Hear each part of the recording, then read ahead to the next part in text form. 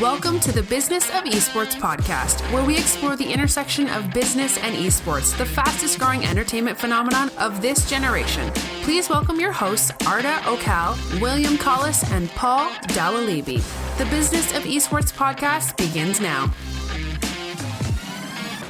Hello, everyone, and welcome to another edition of the Business of Esports podcast. My name is Arda Okal, alongside, of course, my co-hosts on every episode, William Collis and Paul Dawalibi. This is where we do a deep dive into all the big business news items in the world of esports. Thank you very much for rating, reviewing, and subscribing to our podcast on Apple Podcasts, Google Play, wherever you get your podcasts. When you leave a 5-star rating and a review, it helps that backstage algorithm push this podcast up to other esports fans, business fans, and we appreciate that very much.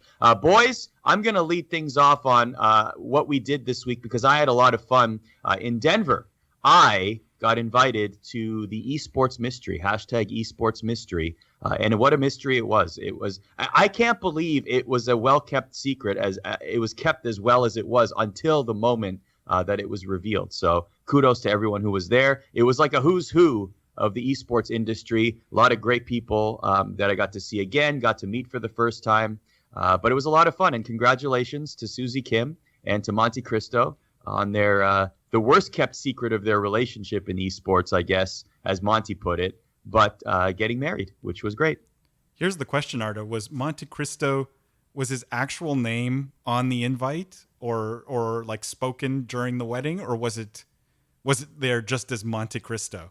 No, it was definitely Christopher Michaels, but he Too might bad. as well have just... Mr. Yeah, and it would have Mrs. been... Monte Cristo would have been awesome. It's like, hey, all this time we didn't know that his first name was Monty and his last name was Cristo. That would have been hilarious. But yeah, it was congratulations to that very happy couple. And there was a live stream the entire time. And it was hilarious to see different people in the esports world come together on the stream and crack jokes. And we even got Monty's dad. So one funny part of the night was the speeches themselves. The fathers gave speeches. So Monty's dad and Susie's dad. Susie's dad brought out a guitar and sang a whole song. He basically stole the show. Wow. And so we went on stream afterwards, and Monty's dad was there. So we invited him onto the stream. And I basically asked him, hey, so, you know, Susie's dad kind of upstaged you at this wedding. He brought out a guitar, and do you feel any animosity? Like, are you upset that he totally upstaged you? And he's like, laughing it off. No. And I'm like, well, are you going to look for your revenge at the family reunions? And he thought about it, and he's like, maybe I will. So I like that I'm creating like a family rift at the family reunions. That's definitely the sort of person I am, though. I think I would try to upstage my kids at their wedding. I'd be like, That's terrible.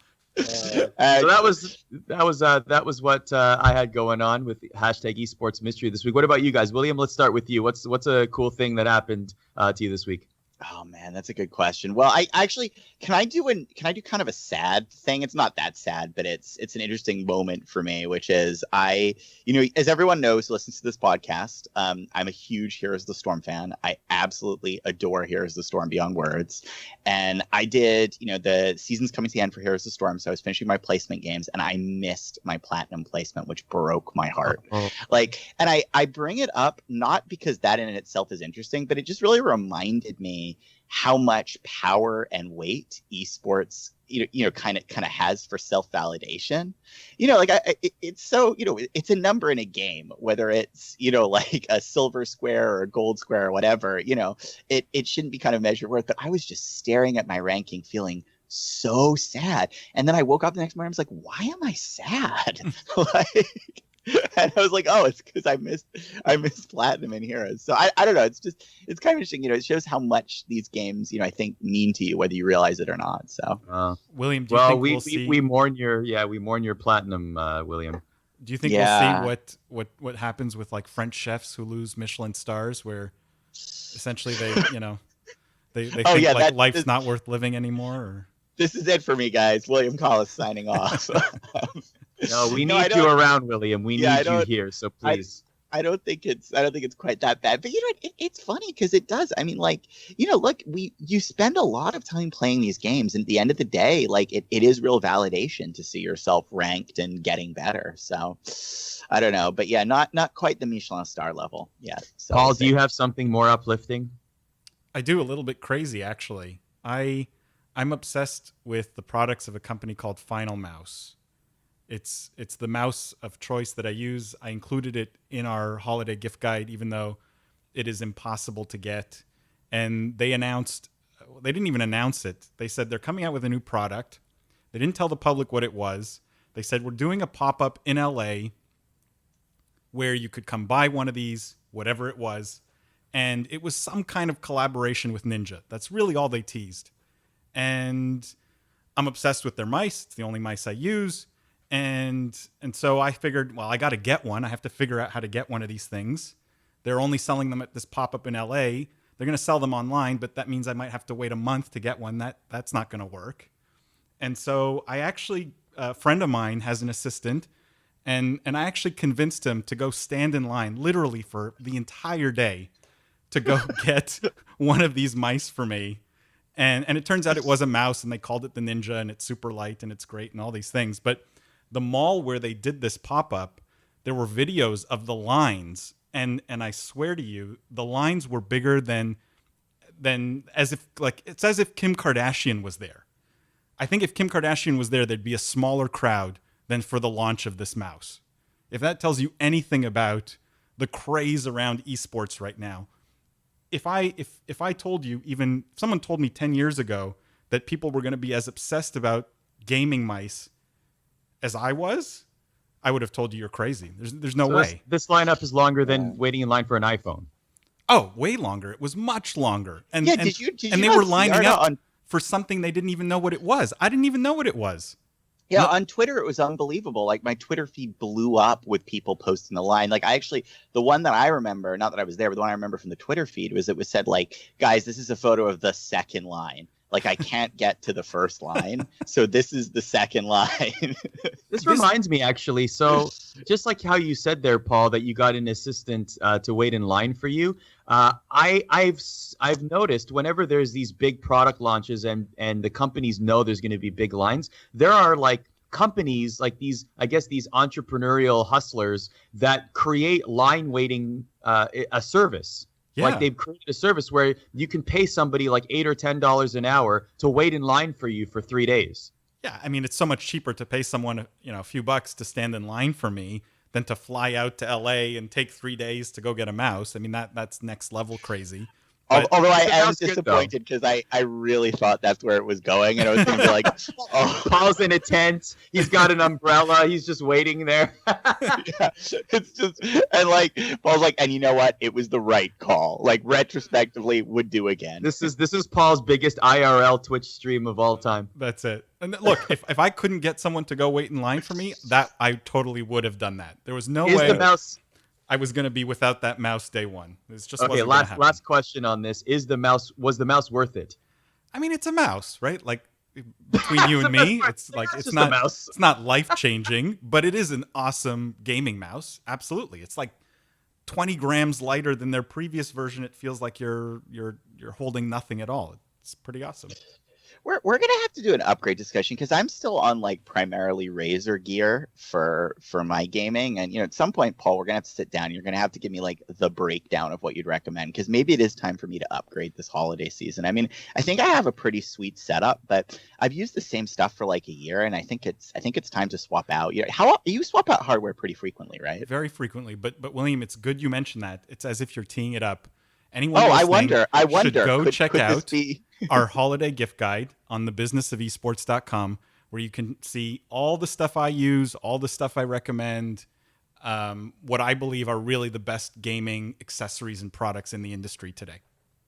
I can tell you from seeing Paul's setup in his apartment, he has the absolute best setup I have ever seen, and it definitely rivals, if not exceeds, what you would see on stage at esports tournaments. So I would definitely believe every recommendation that Paul is making, and go check it out on the Business of Esports website. Follow us on Twitter at BizEsports as well, because every single day we have a big link dump, a news dump of items that you can check out that is Business of Esports related. But gentlemen, let's get to the podcast itself. We got a lot to talk about here. Let's start with this article from The Guardian talking about the demographics of esports. Definitely, when you look at the entire landscape, you still see a male-dominated industry, but that looks to be changing, at least as it pertains to the ages between 13 and 15 years of age. So as we get younger in demographic, it seems as though the female esports enthusiast is outpacing the male esports enthusiast. So this is a lot of optimism showed here in terms of a more equal and more gender diverse landscape in the future of esports. William, let's start with you. What did you make of this article, and what do you make of the future landscape of esports? Well, I kind of, I don't want to go too big too fast here, but I think this is reflective of the fact that esports and more broadly gaming in general is just another form of media, right? And we wouldn't be surprised if we saw the same number of men and women read books, or the same number of men and women watch movies. Isn't that crazy? I think as the medium matures, and it's such a powerful entertainment medium in general, it makes sense that it should be getting more and more diverse and more gender balanced. So I think this is a trend that, we're only going to see continue, and honestly, I expect we'll be a point in the future we'll be pretty close to 50-50, and I think we'll get there pretty fast. Again, to be clear, it hasn't happened yet, right? This is still a majority boys sport. That's totally fine. At least, for now, that's where we are. But, going forward, I really think that this demographic shift that we're seeing now in the young category, particularly the 4 to 12-year-olds, I think is the most predominant area. But the 13 to 18-year-olds is also the category that has a lot of growth. Those demographics just age up over time. So I think we're heading to a world where, I'll put a number down right now. I'll say 2030 will be at a 40-60% blend. That would be my call. And I'm not kidding. Is that too far though? I feel like, obviously it should be much sooner and we should be at 50-50 already. But what needs to happen in order to accelerate this even further? Well, that's a really good question. First of all, it's sort of obvious, but there needs to be more female role models in the space, and this sort of has historically been a problem. So I think Esports Mystery is a great example of this getting established. Susie Kim is incredibly well known, and this is just another event that draws attention to her and the phenomenal work she's done in the space, and particularly, with the London Spitfire now.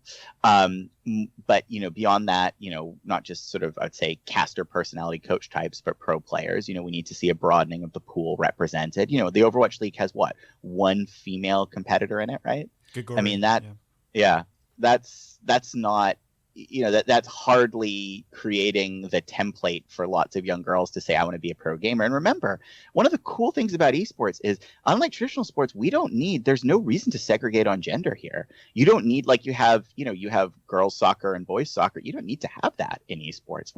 Again, it's sort of the beauty of how democratizing the space is men and women can compete against each other on an equal playing field. So, there's that. And I think more broadly, though, there's also a shift that needs to happen with the publishers. And you start to see this, I think Overwatch is actually a wonderful example of this, where they've done a much better job as a game of creating desexualized, interesting female characters. And, huge kudos to Blizzard for doing that. I think they've led the way here, for probably, the last 10 years in terms of bringing maturity to both genders in their storytelling. But I think it does need to spread across all publishers, because we still have sort of the Lydia Skyrim phenomenon, if you will, of, the kind of sexy companion female character that's dominating the presentation in the media, in the medium of games. I think as we see that changing, and it is changing now, right? As we see that continue to change, that'll accelerate the growth of girls entering the hobby as well. Paul, do you think that from a business standpoint, are there any businesses out there that can help usher in this change as well? My view is maybe a little bit more aggressive even than Williams, and I think we're going to get to a 50-50 kind of male-female split in esports a lot faster than most people think or expect. My view is that we're much closer than I think the mainstream would like to think. There's this perception that it is the the overweight, nerdy, like man in his basement who plays video games, and I think those false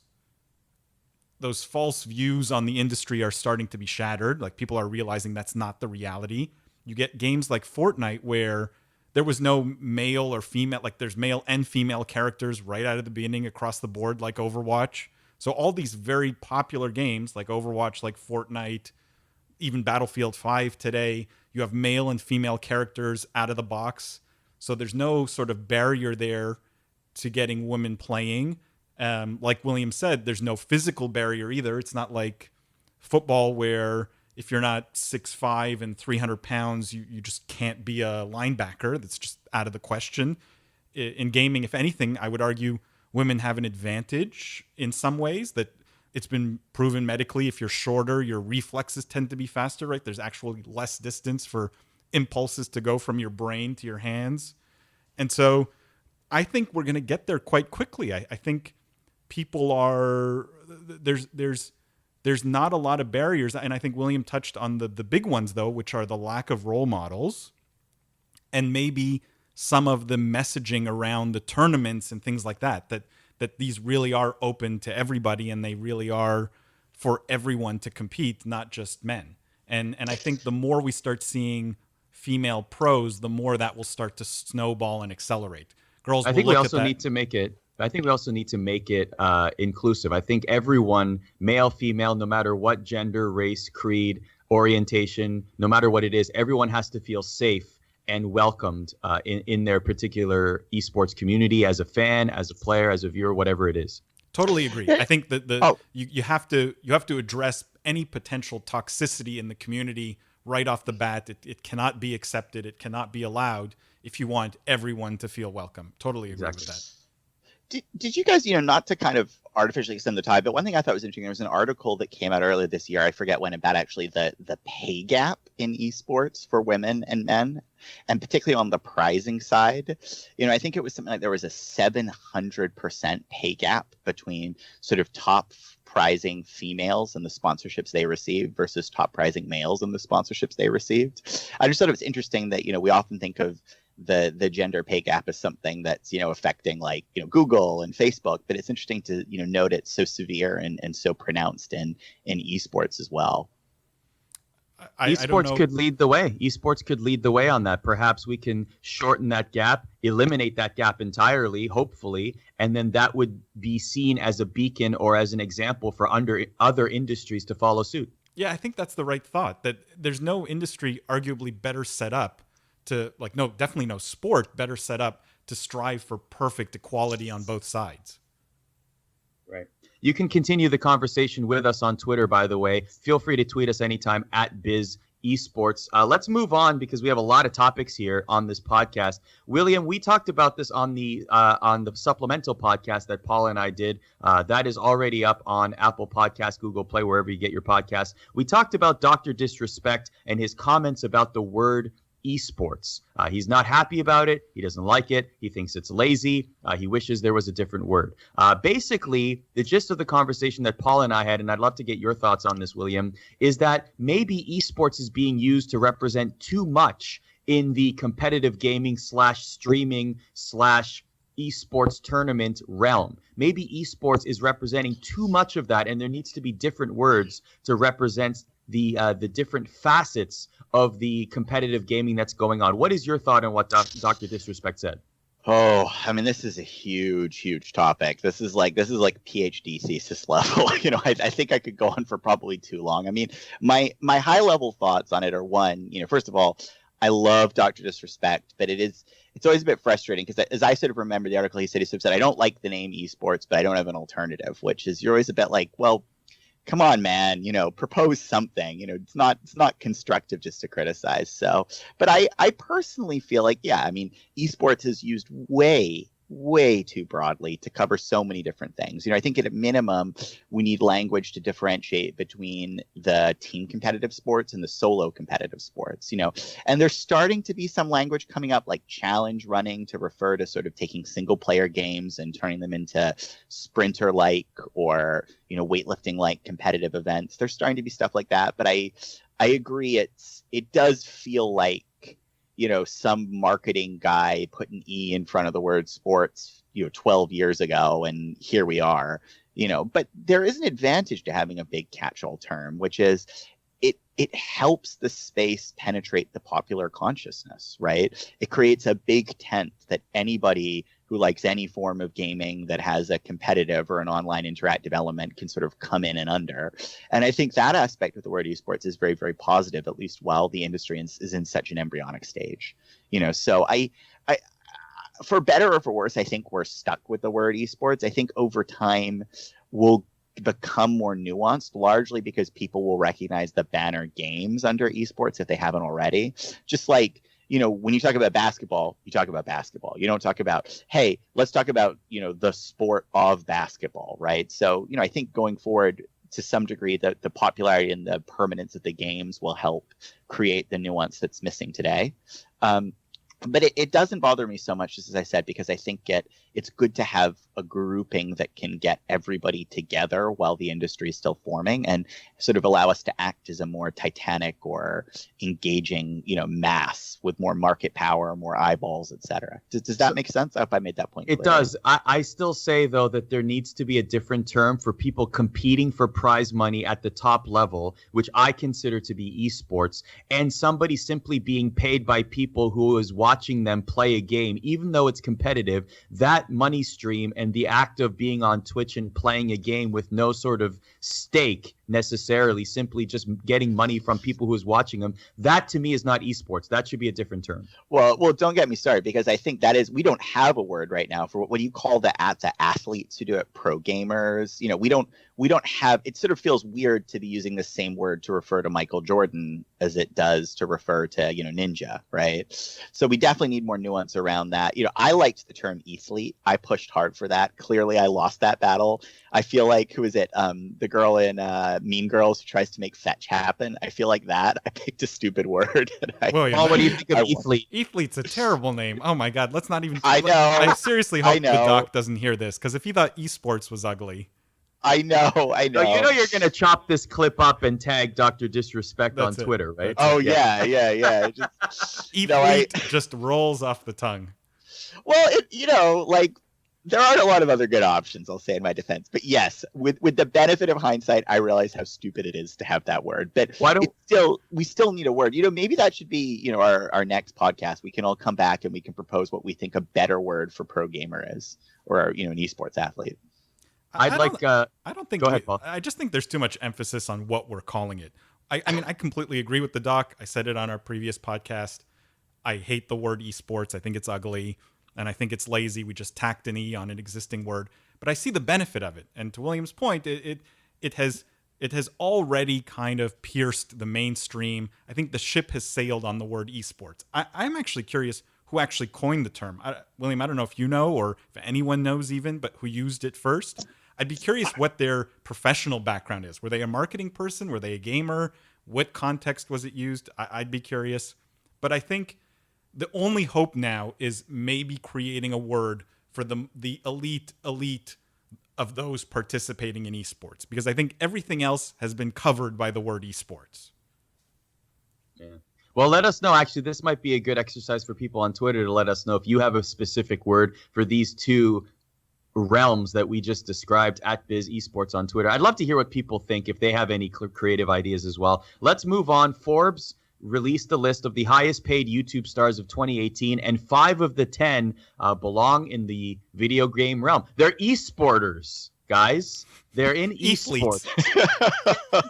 Guys. So I'm just going to start using it all the time and hope it catches on for William's sake. If enough influencers use the term athlete, it'll be adopted. But whether we want that to be adopted or not is a different story. All right, let's go through. Guys, I should never have brought it up. I knew when I said that word. It's like, what is it? Like the ghost of Christmas past just floating around haunting me. Breaking news, we just changed the name of the podcast to the Athlete Podcast. That's it. Oh, yeah, that's going to get a lot of heads. Everybody's I'm buying let's go right now, guys. Athlete.com. Here it is. Our merchandise, buy our shirt. Okay, so number 10 is Logan Paul, 14.5 million. PewDiePie's at number 9 at 15.5 million. So that's gamer number 1. Jacksepticeye is at 16 million. He's the most popular YouTuber in Ireland, 16 million. We got Venos Gaming at 17 million. So that's 3 gamers so far. Markiplier at number 6 with 17.5 million. So 4 gamers. Jeffree Star, who is a makeup YouTuber, at number 5, 18 million. Dan TDM,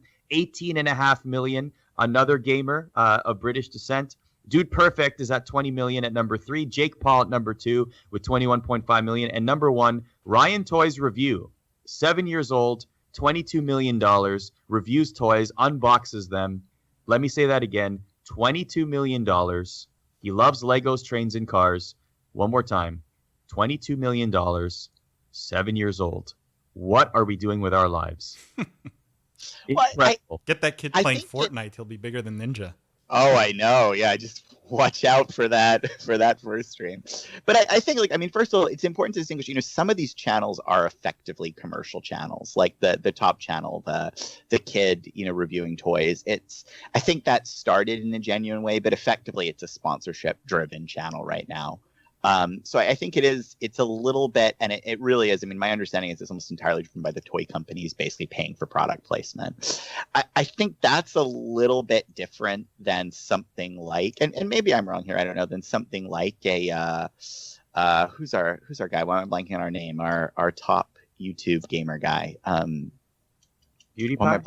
Yeah, I think it's a little different than PewDiePie, where he is producing content for content's sake. Now there's sponsorship in it. He's getting paid to play stuff, etc. But I think there is sort of a division in the top channels. But look, it's incredible that 5 gamers are there. It's stunning.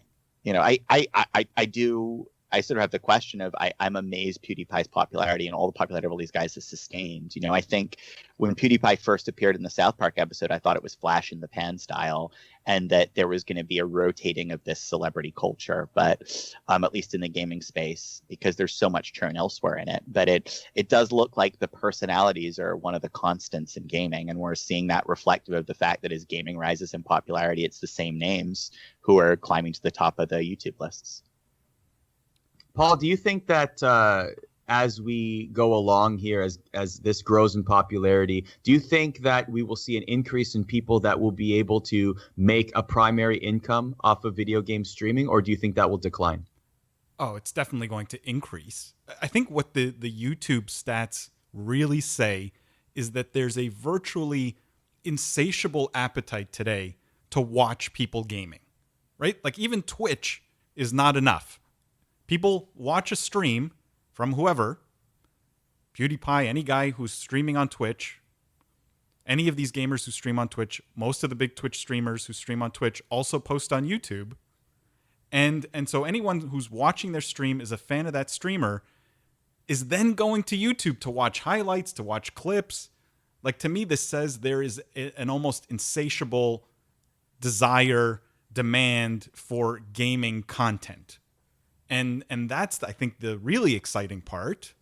But I think even more interesting from this is, what does this mean for YouTube as a gaming platform? Because to me, this is somewhat shocking. YouTube as a platform has failed to compete with Twitch. Yet 4 out of the top 10 are gaming videos, 5. Right? Or 5 out of the top 10 are gamers. So why has YouTube failed to attract the game streaming audience that Twitch has, even though tons, millions and millions, tens of millions, hundreds of millions of people are coming to watch gaming content on YouTube? Well, do you have an answer to that? Is there an answer to that? Yeah, Why YouTube? YouTube launched YouTube Gaming. It wasn't a huge success. Yeah, I think partly, partly it is, I think, an abdication of, strategic success on YouTube's front. I remember, I think Google had originally tried to buy Twitch before Amazon and didn't because of an antitrust concern they thought they might have, given their ownership of YouTube. And so I think that kind of made them slow to start into the space. And the reality of, I think, how users consume streaming today is, as much as they watch on Twitch, they don't really. They watch twitch.tv/ninja. right? They kind of, the homepage for most users today of like Twitch or people who follow isn't really the Twitch homepage. It's what they've bookmarked as their favorite streamers page. And so to some extent, that phenomenon, I think, helps to make Twitch very, very, very sticky, because you've already decided that the destination for Ninja is this particular location. And it's not navigated to or found through the Twitch UI. It's just the direct link to where they are. And so I think that has some effect to kind of help lock in established viewership. But also the monetization options are bluntly better on Twitch, right? Like if I'm going to stream, I want to make more money. And Twitch is way, way, way, way, way ahead of YouTube here. And these guys, it's their job. They're going to follow the cash. So when YouTube launches YouTube Bits and cheering and all the great stuff that Twitch has built into the last 2 years for improved monetization, then maybe we can talk. But I think the reality is partly it's just that there was a first mover advantage that cemented them in the space, and there were some legal reasons why YouTube was slow to follow. But primarily, I think it's the money is better on the other platform, and until the tools to make money catch up, it will continue to be a Twitch-dominated streaming world. Let me ask this what's question. Interesting is that discovery on YouTube, to your point, is significantly better, right? And I'd be curious to see how the growth of gaming content, right? These highlight videos and these kinds of clip videos that you see on YouTube, a ton of, from Ninja, from Shroud, from Tim the Tatman, from all these guys, right? They post a lot of highlight content on YouTube. How much that highlight content is actually driving traffic back to their Twitch channel, right? Someone who discovers the content on YouTube may never have heard of Shroud and then goes and finds Shroud's channel on Twitch.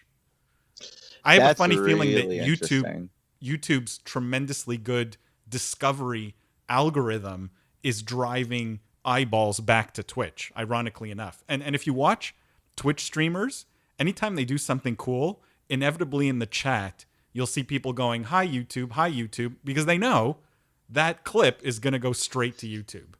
Yeah, and it's also true that like Twitch has tried to get into that, clipping market with their VOD section and the Twitch clips, and that hasn't really caught on as much, right? So it is sort of, this goes back to the discussion we had in our very first podcast, which is, look, is Twitch vulnerable? And I think the answer is yes, just because they have a lead today. I don't know the numbers, but I think your point is really interesting, Paul. I bet you there's a powerful discovery feedback loop from people generally searching for games on YouTube, surfacing streamers there, that then feeds back into Twitch, right? And it's just another reason why, as money from companies that aren't Amazon pours into the live streaming space, Twitch has got to be really careful, because there's plenty of customer funnels other people own that could be pumped effectively into streaming. And YouTube is certainly one of them if the dollars and the emphasis gets put behind it on Google's end. Let me ask this one question before we move topics here. People are going to look at this list. Maybe we have a lot of streamers listening to this podcast right now, or they're going to get inspired because they see how much money these streamers make. I know there's no one answer to this, and every successful streamer is different. But looking at the categories of somebody who plays video games, being good at one game, being good at mini games, personality, entertainment, if you were to quantify what makes a successful streamer and why these particular 5 are making millions upon millions of dollars, how could we describe that? They're entertaining. It's simple as that. They're not the best gamers. They're entertaining. You have to be reasonably good at the games. You have to be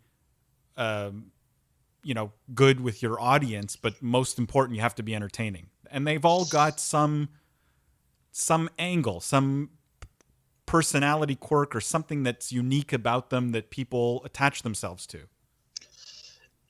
I'll add something to that. They're able to survive the grind. I think one thing we underrate about these top streamers and, top YouTube personalities is it is a massive, massive time suck.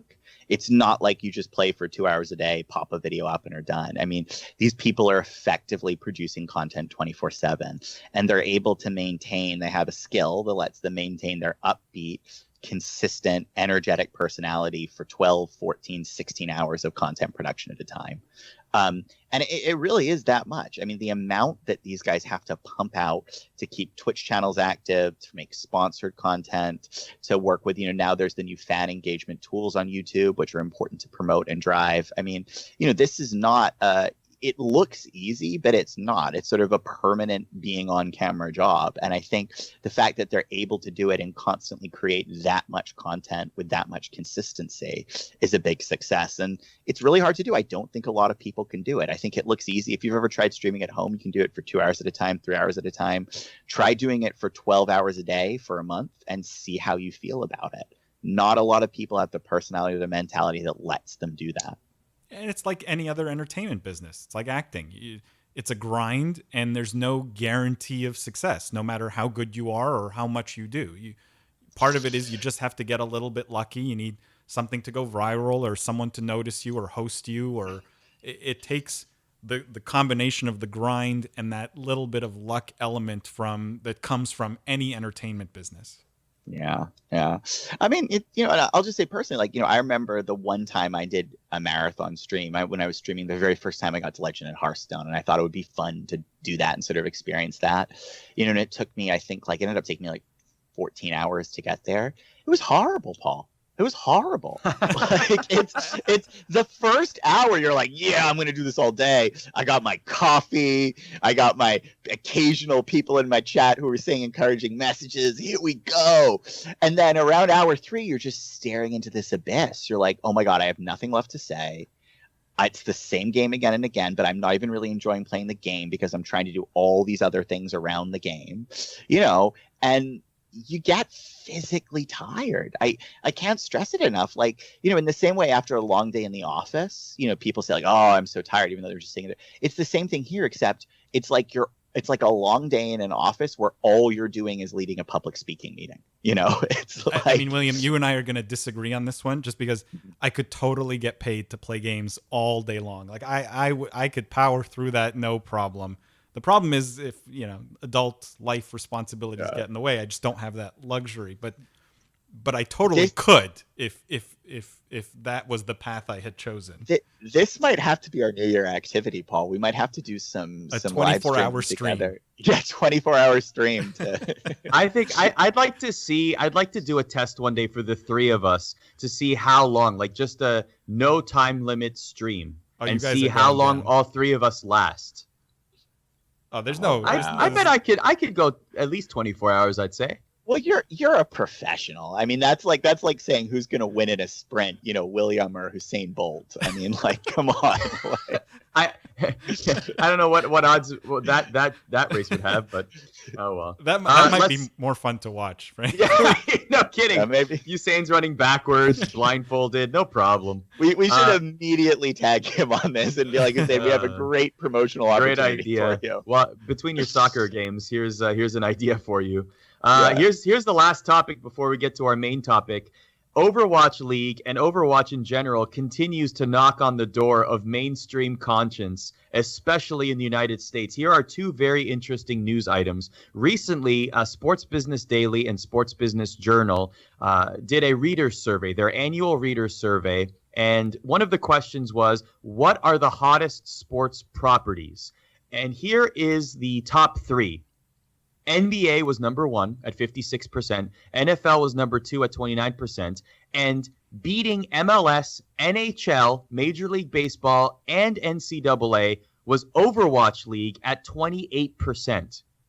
So let that sink in for a second here. Overwatch League beat, again, Major League Soccer, the National Hockey League, Major League Baseball, and the NCAA in this reader's poll from Sports Business Journal /Daily. Then you get the news that Fanatics, which is the leading brand in creating fan jerseys and apparel, they are connected with the NHL, MLB, all 4 major sports, NFL. They have now signed a deal with Overwatch League for a merchandising deal. So this is a huge deal. Fanatics is a giant company. They have, I think it's over 1,700 employees. And they've been doing this since 1995. They're connected with all the major sports brands, and now they're connected with Overwatch to create merchandise. Paul, let's start with you on this one. The good times seem to continue to roll for Overwatch. I mean, is our job done here? Is this esports have made it? We can all go home now. That's it. I feel like this is, in some ways, validation of everything we talk about and validation of the entire industry as a whole. I think more correctly, it's probably just a statement around how Overwatch League has designed itself to achieve these specific kinds of goals, right? They've done everything possible to emulate normal traditional sports. They've done everything possible to set up a structured league that feels like a sport, teams that feel like traditional sports teams. They've done everything possible to have all the trappings of traditional sport. And so is this a statement on the esports industry as a whole, having made it and we're mainstream and we're top of everyone's mind and this is the coolest thing in town? Or is this really, okay, the guys who structured Overwatch League have achieved their goal of beating out arguably leagues that are on the decline or at least not performing as well? Is this again more a statement of the esports industry as a whole or Overwatch League's specific accomplishment here? I mean, I think this is largely kudos to Blizzard here. I'll just be very honest. I mean, to your point, they set out with a very clear strategy, which was to establish an intergenerational sport. And they are executing on that strategy, hand over fist. They get all the traditional sports powerhouses to buy into leagues. They charge high franchising fees, which has a benefit of forcing real commitment from the organizations who come in to really invest, because they have to recoup, not just $1 million or $2 million, but as we talked about, $20-30 million. And they pursued a partnership strategy with the large traditional powerhouses that support, both sports and general consumer products outside of gaming. I mean, yes, it's huge news they got Fanatics for apparel, but they also got Hasbro for toys. I mean, that's a huge deal. Hasbro's the largest toy company in the world. When does the last time you saw a League of Legends figure on sale in Walmart, right? That's going to change too now. So I think, this is a huge coup from Blizzard's perspective. I also think it's a bit scary because, when I saw that number, my first thought wasn't, oh, good, esports has arrived. My first thought is, what has happened to Riot Games, right? How have they so quickly started to slip out of the public consciousness? Because it's weird from, a viewership perspective for their finals, from I think an active player base, from what we've been able to see. League is still doing very, very well. It's still the largest sport. It's significantly bigger than Overwatch. But in terms of share of the zeitgeist, Overwatch is just this juggernaut barreling up. And the only news you get in the press about League of Legends is sexual discrimination at Riot Games, So I think it's a little bit scary, and I wouldn't be surprised if you don't see there being some big media blitz moves and strategic partnership moves, brewing in response from Riot, because, they were the category captain here. I think this is, to some extent, an official handing of the torch over to Overwatch as the most credible established esports league. And, it's going to be up to Riot and Tencent to push back aggressively.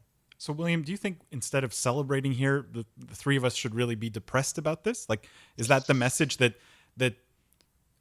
this is not the achievement of esports? This is a very specific Overwatch League achievement, and that success can be very fleeting.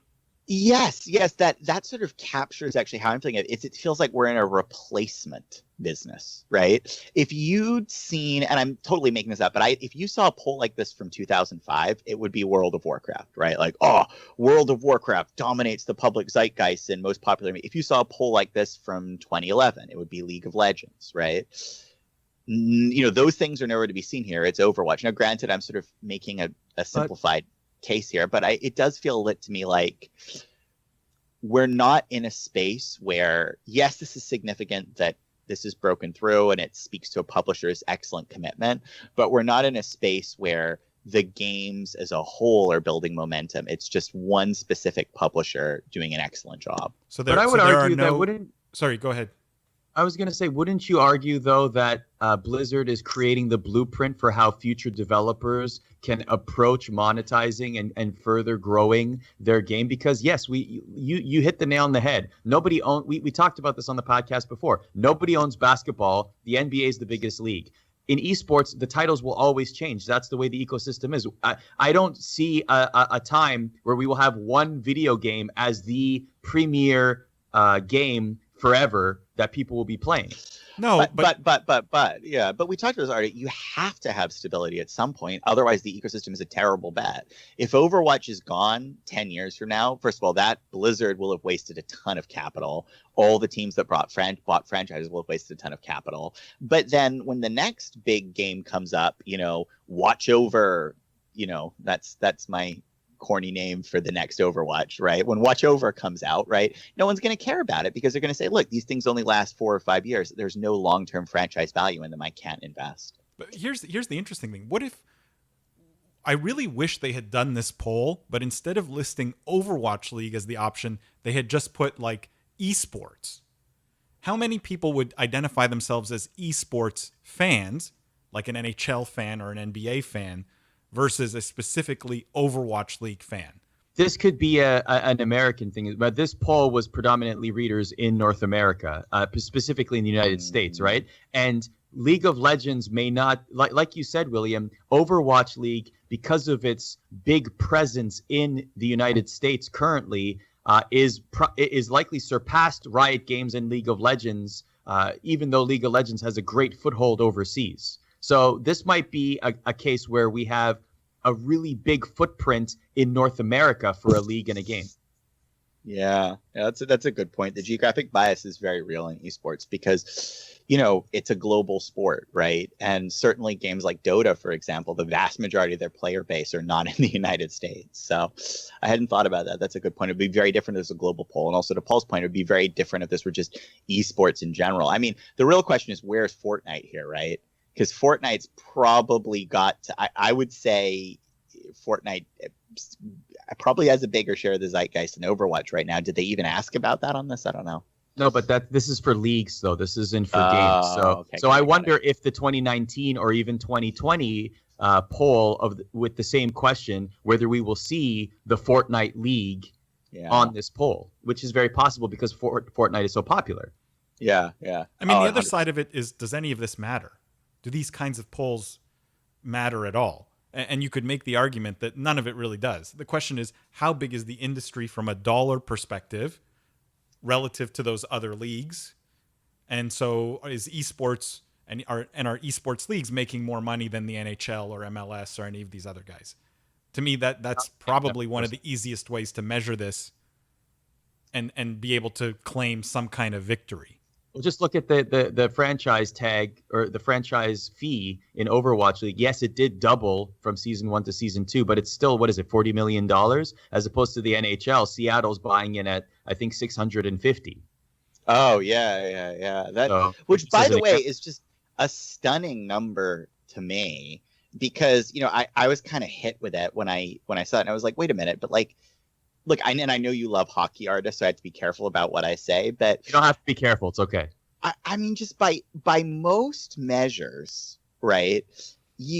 Certainly, there's more viewership today in esports than hockey. I think that's undisputed, even for a single title like Overwatch. Is it really? What those numbers are telling me is, Overwatch is 1/15th as likely to stick around as hockey. Right? Because that's sort of the discount rate you have to put on that to believe the difference in valuations. Is that really right?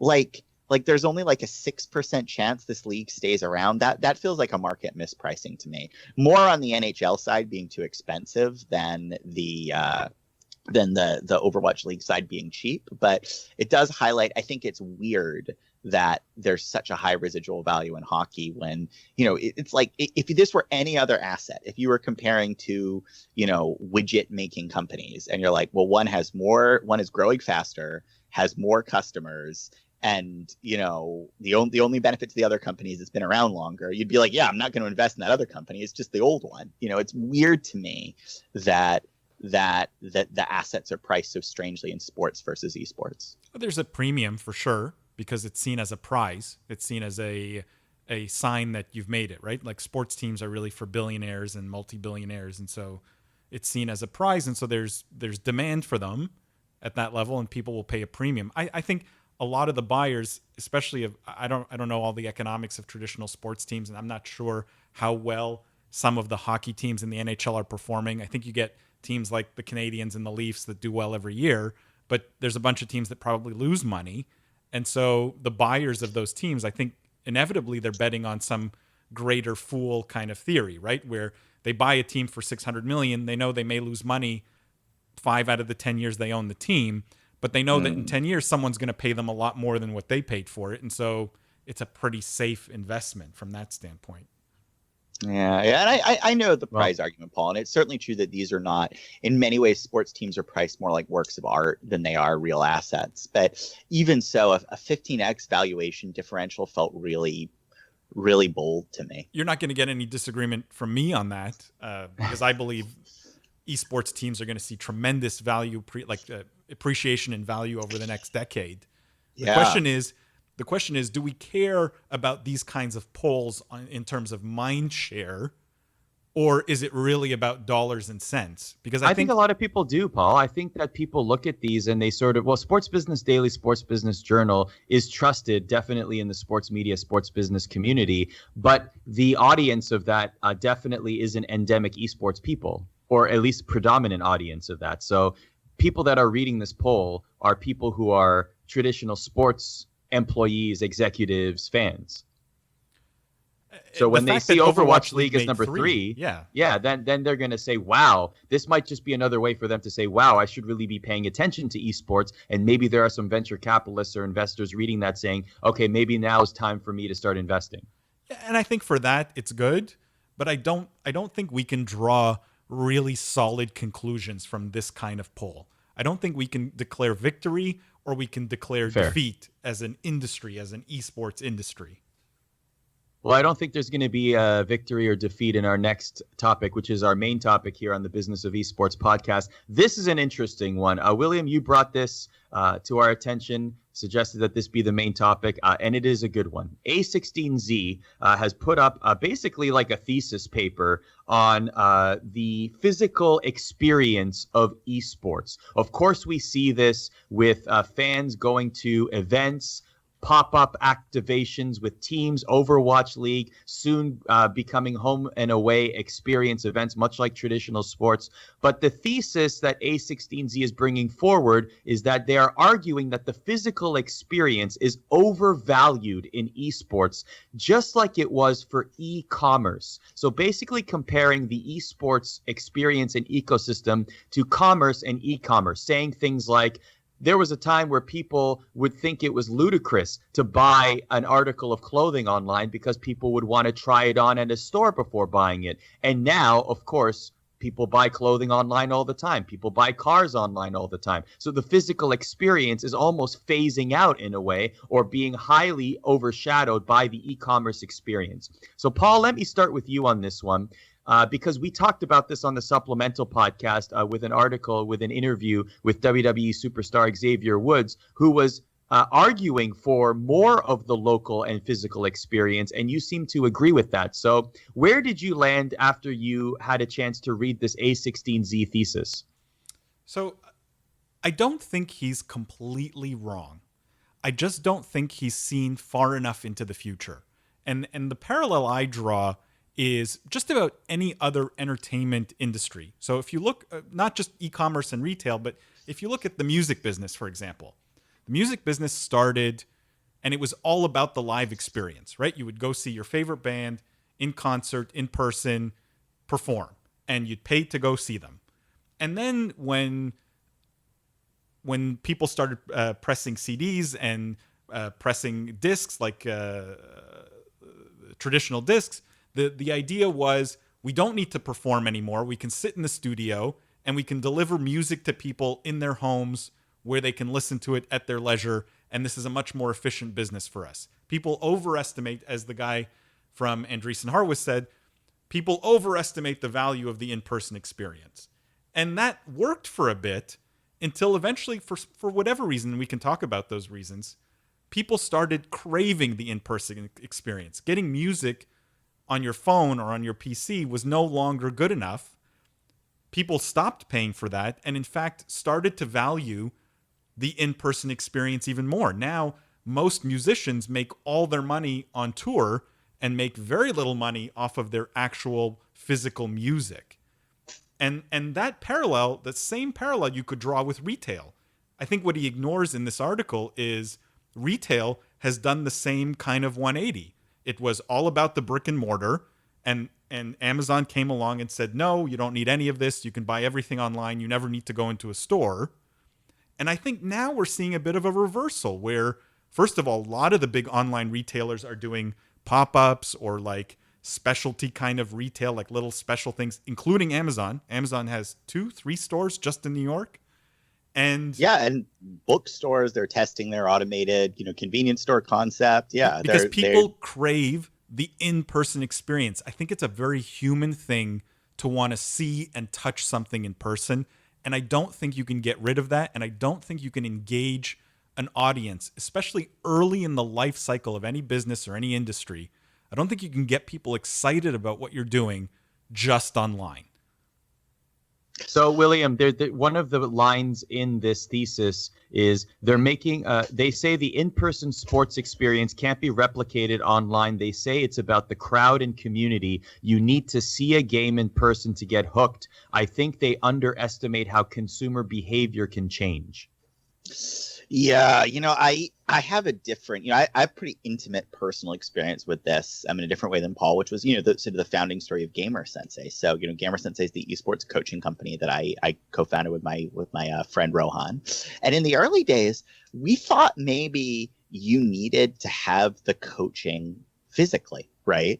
Because we were still in this model of like, well, you show up to the basketball court to get your basketball lesson, that you go to the tennis court to meet your tennis coach. And so you can actually find there's an old video of Gamer Sensei on Discovery Canada where we're doing in-person training, so we thought that mattered in the beginning, and maybe you just needed the coach to be there and you needed to point at your screen, and he could reposition your hand on the keyboard, or she could move, show you how to hold your mouse differently physically. We thought maybe it had to be that way.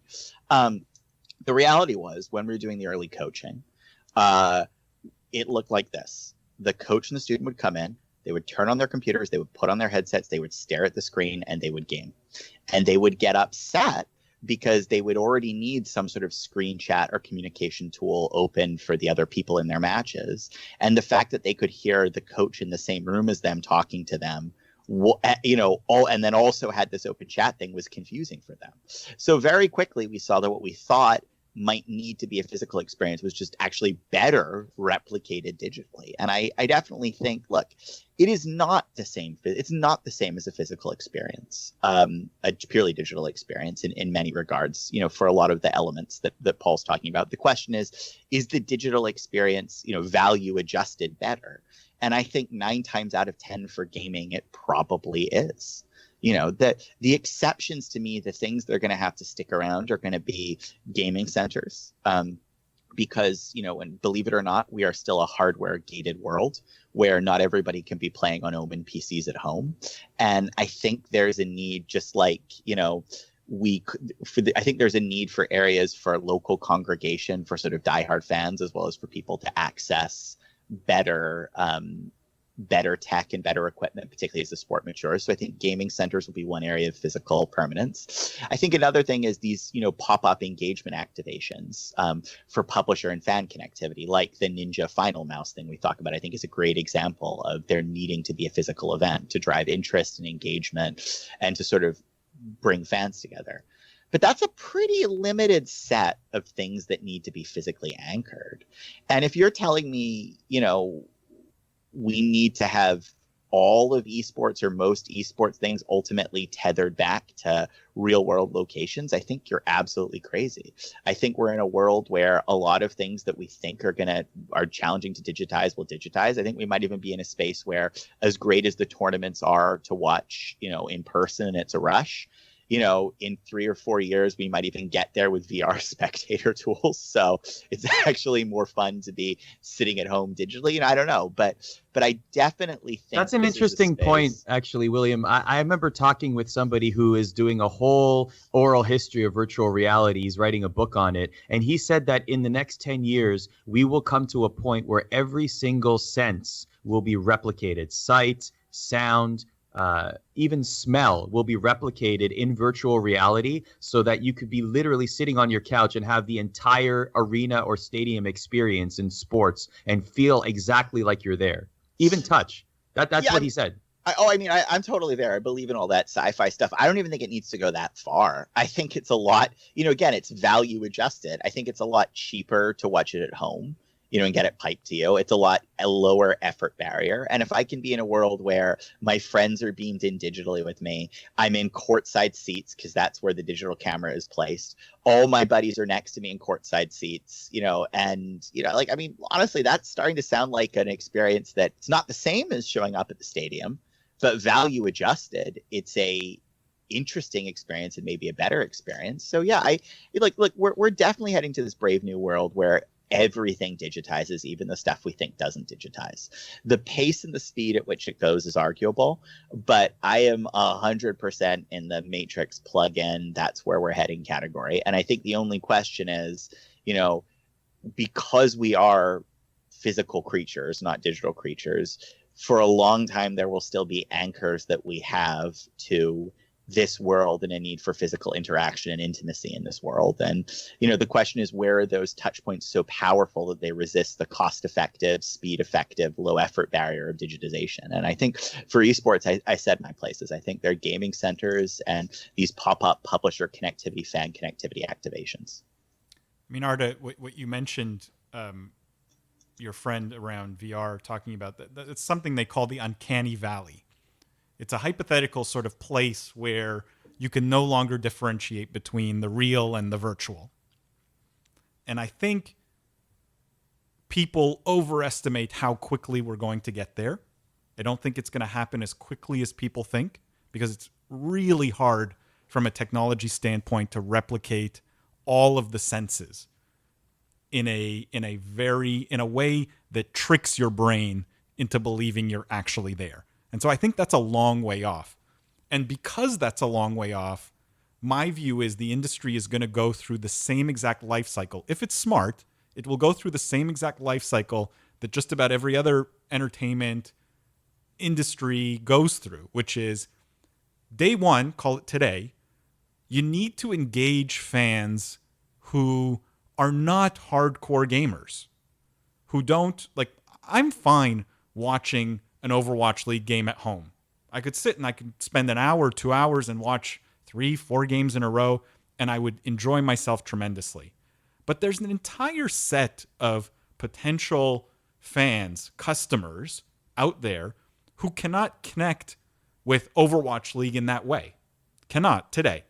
But you put them in a stadium with 20,000 other people who are cheering right next to them, and you feel like you belong to something. Those people become fans forever. And I don't think you can get past that digitally today. I think to build the mainstream fan base, you have to have in-person experiences that are compelling and that make people feel like this is an acceptable activity for me to be doing. Right? This was something I know people hid in their basement and did. Now there's 20,000 people sitting around me all cheering for guys playing a video game. This is acceptable. I feel like I can be a part of this. And I think it opens the industry up to a massive number of new fans.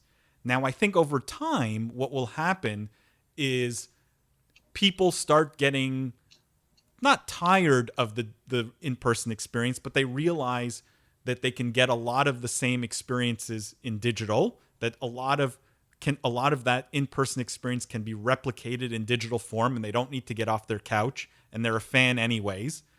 And that leads to sort of this period where I think everything will be delivered digitally, or just about everything, and there will be very little value on the in-person experience.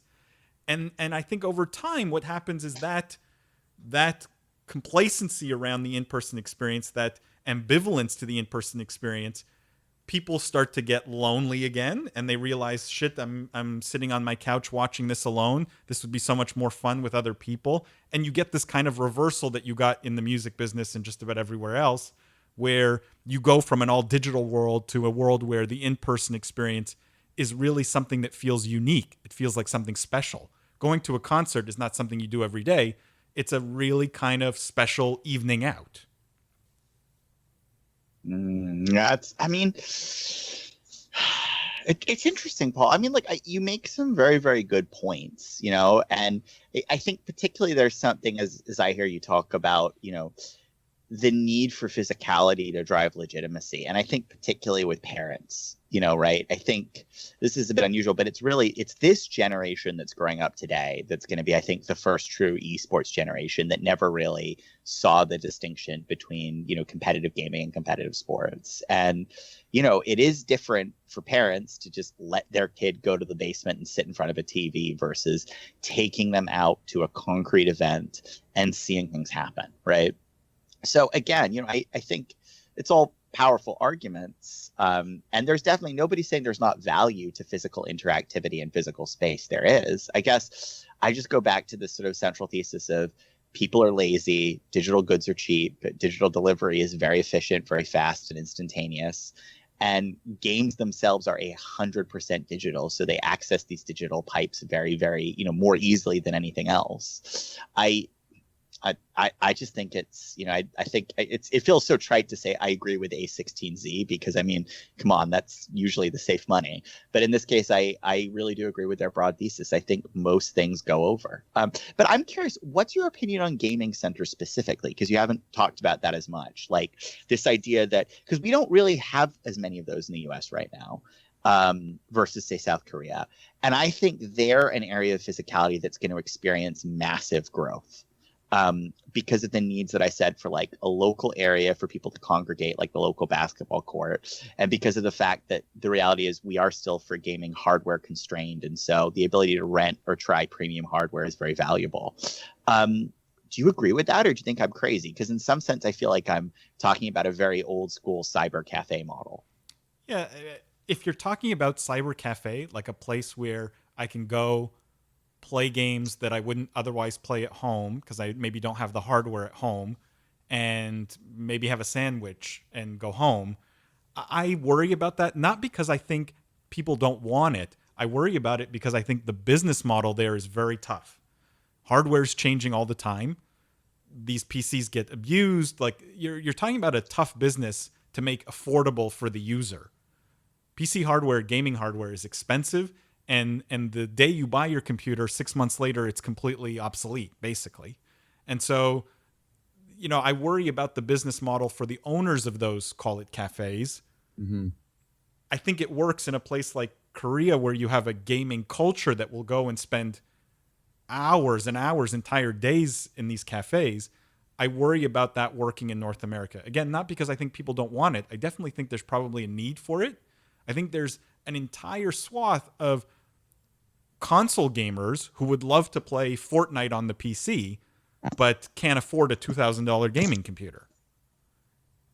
I think where it could succeed in the US is if you make it anchored in some kind of esports tournament structure, right? Where I go here, not necessarily to spend 4 hours a day practicing, but where I go here to compete. Like Walmart? Like Walmart. Oh, yeah.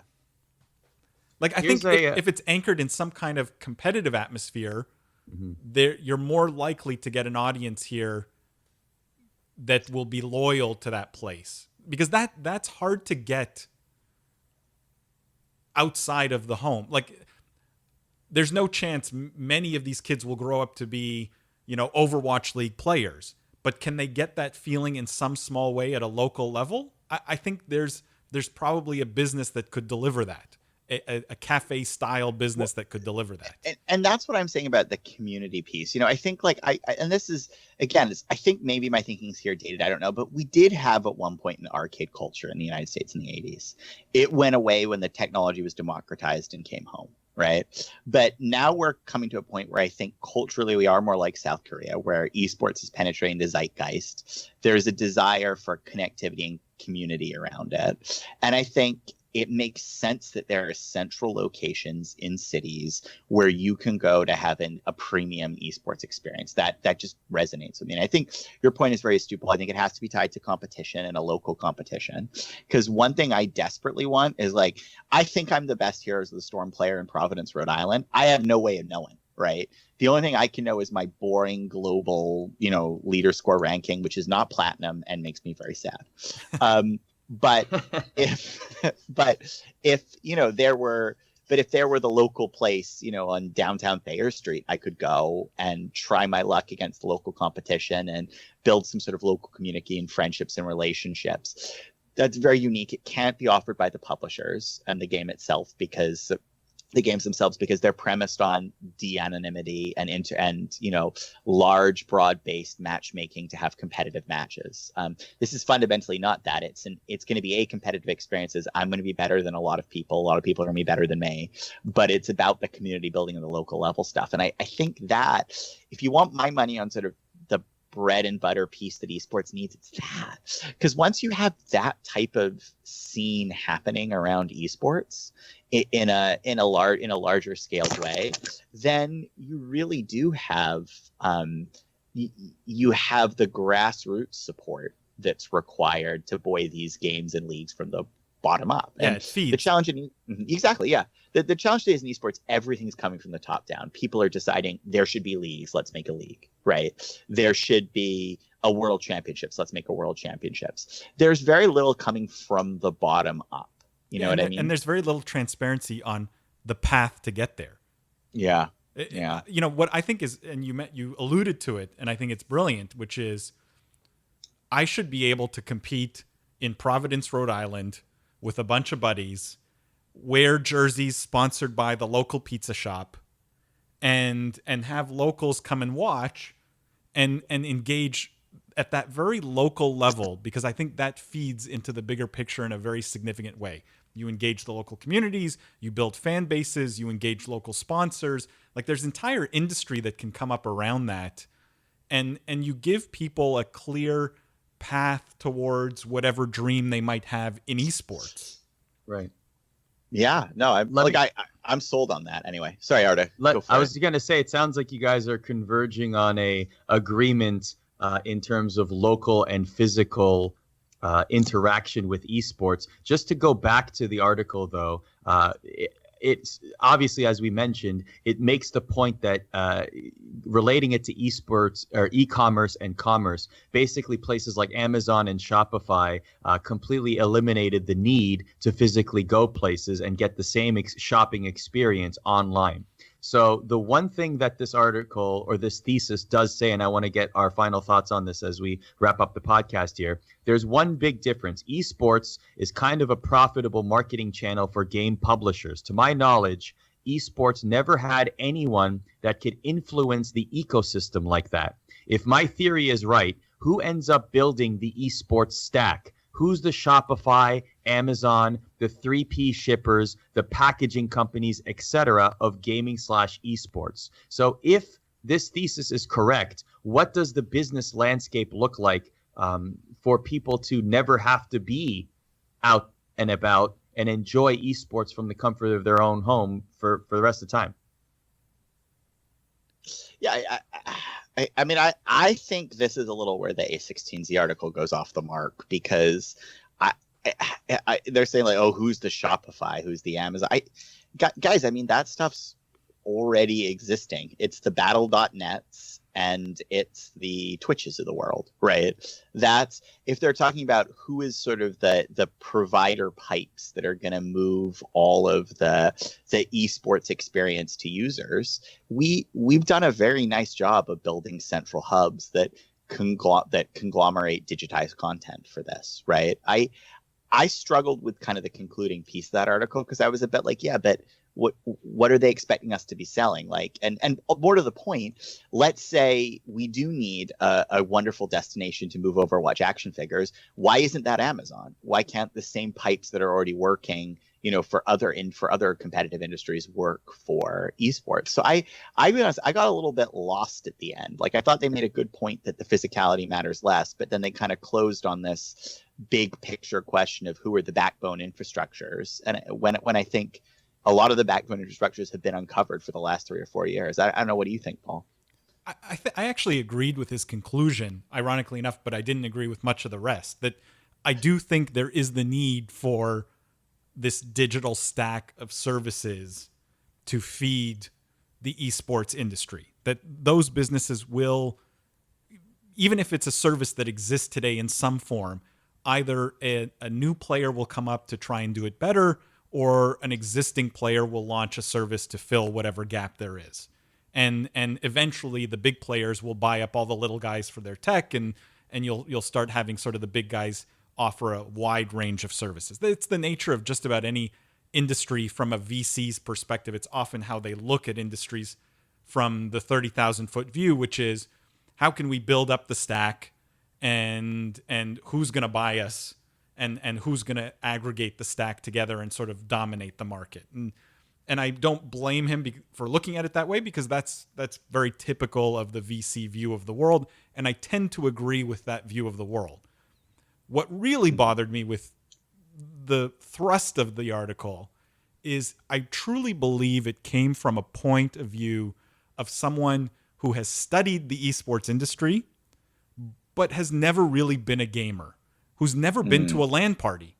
Right? If you've never been to one and you don't know what that experience is like, it's very easy to say, we're just going to deliver a bunch of digital services and everyone's going to be happy. If you don't understand the benefit of playing in the same room as people, not only to the games themselves become more fun. They're less toxic. People are nicer to each other. They're not hiding behind a screen. There's massive benefit to the industry as a whole.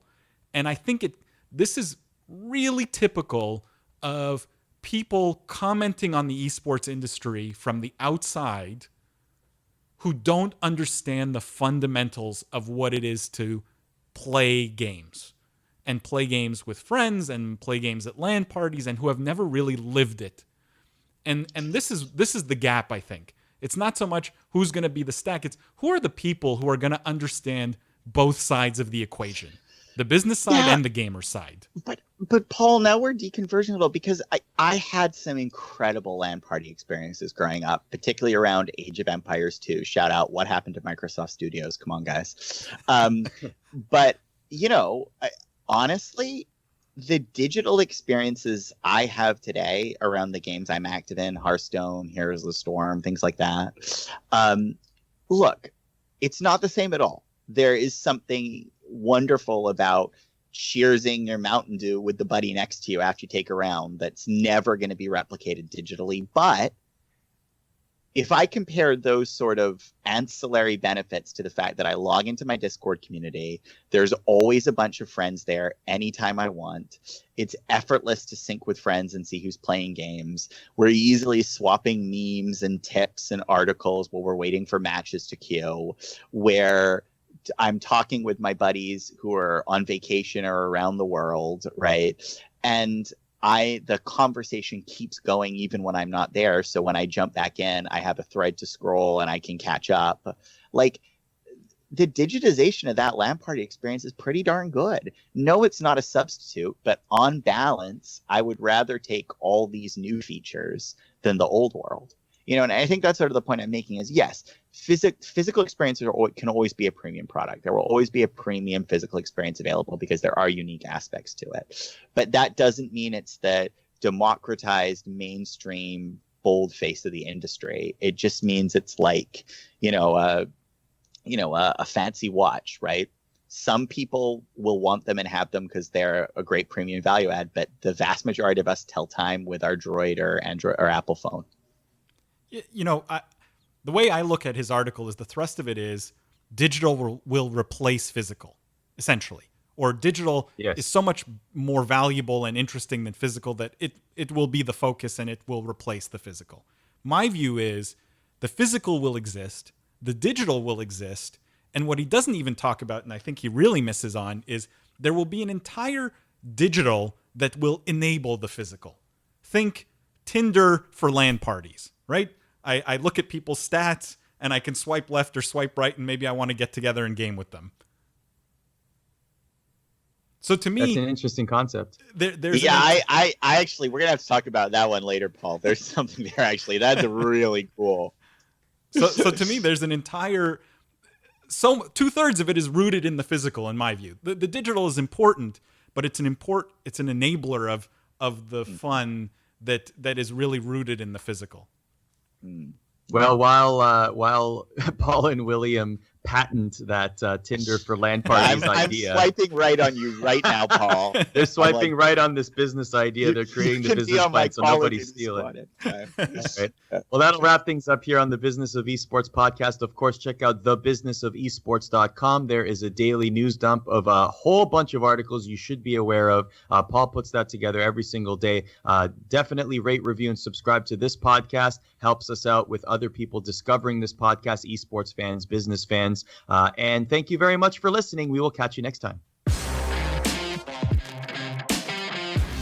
Thanks for listening to the Business of Esports podcast. Check us out at thebusinessofesports.com and on Twitter at BizEsports.